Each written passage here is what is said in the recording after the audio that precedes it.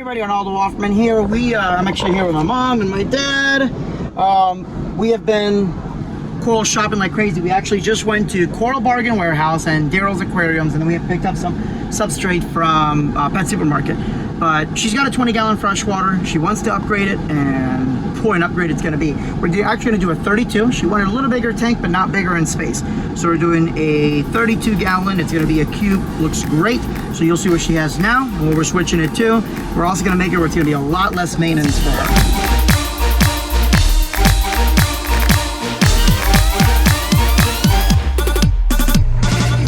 Let's take a look at her tank and see what's going on. She's got a decent build with a nice 20-gallon.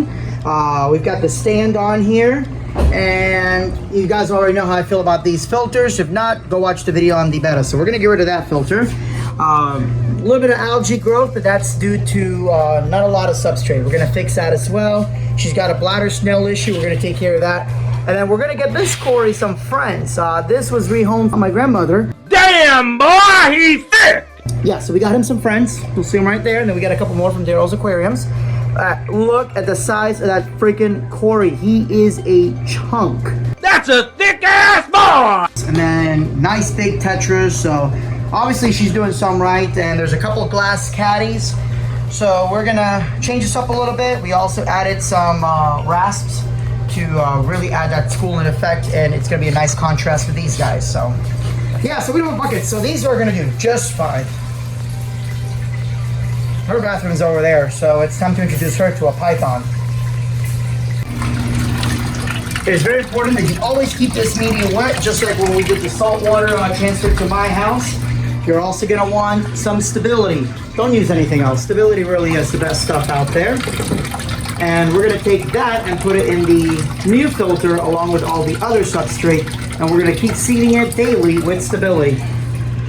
So we're going to drain this out, and we're going to bring in 32-gallon Biocube. So this is really great. Even though it's normally meant for salt water, it can work just as great for freshwater. In the last video, you saw me take a freshwater tank and make it into saltwater. Well, this saltwater design is going to be perfect for freshwater. We'll look into those LEDs in a minute. Programmable. It's got a nice little pump with it. Very similar to the Fluval Flex as far as the design with a built-in sump. So we'll start getting everything set up, and we'll kind of take a look, see what they have in here. This one's a little different. It doesn't have the all-in-one sponge like the Fluval does. Instead, it's got a rack here. So we're gonna use some of the original biomedia that came with it, and then we're gonna add a lot more. And then we've got the pump here. So we're probably gonna put the heater in here, and then we're gonna put now this is basically the overflow right here, and we'll probably want to put in stuff in here too. So this is your main overflow down here, then your extra, emergency, etc. Then obviously you've got emergency over here too. The water comes in. Let's see where the hell the water comes in. So the water is obviously just going to come in through here. It's kind of going out that way. Then you can see it goes out this way to the pump right there. And this comes with the Coralife S1000 pump. That's about 265 gallons per hour. It's gonna be perfect for the freshwater tank. If you don't know where the hell your tank came from, you always want to make sure it's nice and clean. Luckily, I trust Rod, so I wipe it down, but I'm wiping it down with the tank water since it's gonna go right back in. So this is pretty dope. You've got 3 forms of LEDs in here, and you're gonna have 3 programs. Your program number 1 is gonna be your standard daylight LEDs. Your program number 2, you actually wanna start it before and after program number 1, because that's the sunrise and sunset. So it's gonna give you a sunrise and sunset effect. And then your third one, you wanna run it for a little bit at night. I don't recommend running it 24 hours though, and that's your moonrise, so you can see your fish at night. That's gonna give you your pretty blues. So what we're gonna do is, we're gonna do an instant cycle start by using her existing media. She doesn't have any gravel. All the gravel that she had in there were smooth rocks, so there's really not much there. There is a castle here. We talked about cleaning, but we're actually not only going to take the snails out, because all the bacteria that's in there is really going to help out. So it's actually going to go in this entrance area here. That's where all her existing media is going to go, because then we can take that out, won't be an issue. So you've got this 3-shelf system here. And there's multiple ways that you can do it. You know, we have to realize that it's going to go over above and then go down to the media. So it's going to go here, here, here, and then here. So we're going to start by adding these bio balls. Let's go ahead and grab them. If you guys are familiar with my videos, you know that I'm a big fan of Marine Pure. That's including for freshwater as well, or the Eheim bio balls, since Eheim Substrate Pro. Since there was no Eheim Substrate Pro, we went with the Marine Pure. Honestly, just as good. So let's take a look what's in here. Each one of these balls has thousands and thousands of feet of surface area. The more surface area and more porous it is, the more water can flow through it and help that bacteria grow. So we broke this off. And the reason is because I want to do this different the way it works. I want these balls to go in here. And I'm actually going to put more of them. And I want this to just sit. There's no reason for these marine balls to ever really be moved out. Again, the water comes through this way and goes through the overflow and then it goes down. So we're just going to put pretty much everything in here. The more surface area, the better. Make sure you don't drop all the little bit of sand that crushes in there. So the next part is going to be a little bit controversial is what are you going to put in here? At this point, you can set up a couple media bags. You'll see I'm setting up right now. You could do maybe one of the phosphors in case you do want to remove phosphates out. You could put sponges, which is what we're going to do, and also carbon.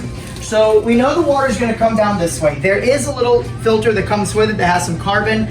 Those get expensive after a bit. We're actually going to put the carbon in here.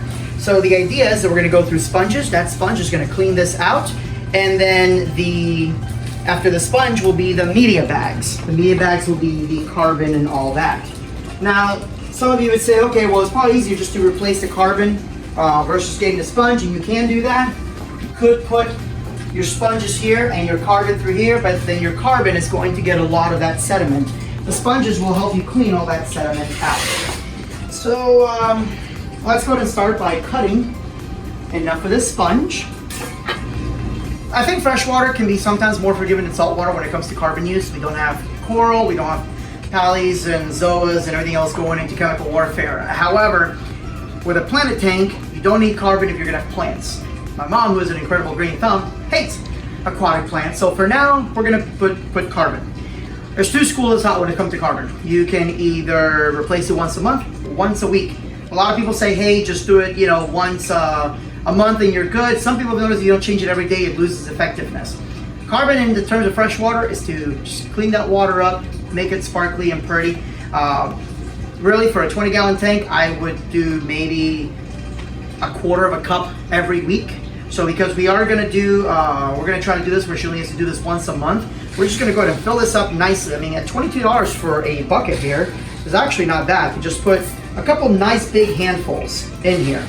That means that this thing for $22 will last you roughly about 6 months. Oops, crap. That's a really good value. If she notices that the carbon exhausts quickly, and you'll be able to see that if you start seeing, you can start smelling your water gets funky, you'll see the water's not as clear, and replace your carbon out. So now this is going to sit here. Now at that point you can also do your chemiclean, you can do Purigen. We're not going to do Purigen yet. We want that tank to get a little dirty at first so the bacteria will grow quickly. Don't want that all going into the Purigen. So here's the idea. This is going to go up here. It's going to go through this filter. This filter is going to be the sediment filter. It's going to get rid of all the big crap, your byproduct of, or waste byproduct, your dead leaves, etc.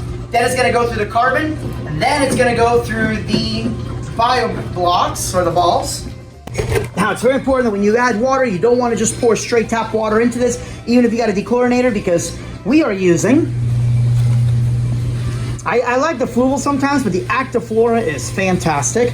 Plus, you get that nice instant cycle in there too, so that's really going to help. It's got a lot of the minerals and everything that we're going to need for a Planet Aquarium. She doesn't have a Planet Aquarium, so that just means that's just going to stay in the tank a little bit longer.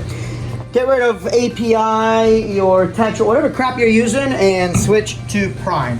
This will take care of your nitrates, your ammonia, the chlorinator. This is great not just for maintenance, but also for emergencies because it does detoxify your ammonia, nitrites, and nitrates.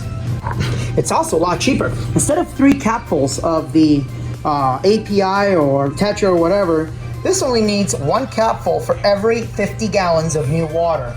Now in this case, she has this little thing here. This is what, not even a gallon? So we don't even need to use a capful. We're barely gonna use half a milliliter for that much water. So you missed all the action. We were starting to run it and all of a sudden we saw a lot of steam coming up because the filter or the heater exploded. Luckily, again, because we didn't have it in the main tank, it's fine and none of the fish were hurt, and we unplugged it before anything bad happened.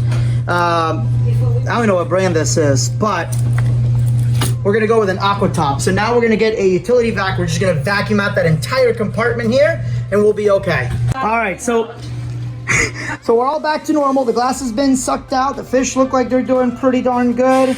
And the only complaint, my mom and I crapped our pants. The only thing is, this does not hold memory, so I gotta reprogram this. I gotta make this very clear so everybody understands this. We added the media that was already in here. Otherwise, you don't just want to throw fish in there because you can kill them with the cycle during the cycling process and all that. But this still may need some daily water changes. Now, to help it out a little bit more, we are going to add some stability. Stability just basically gives it a nice bacterial boost. As long as you're doing that, your tank will be good. Daily water changes, but again, with the substrate, with the fact that we had, some bacteria in here, but a lot of bacteria that was in that filter already, this should be great. So hey, thanks so much for watching. I will send you some photos and videos once the tank is fully clear. Have a great one. Make sure you like, subscribe, all that good stuff.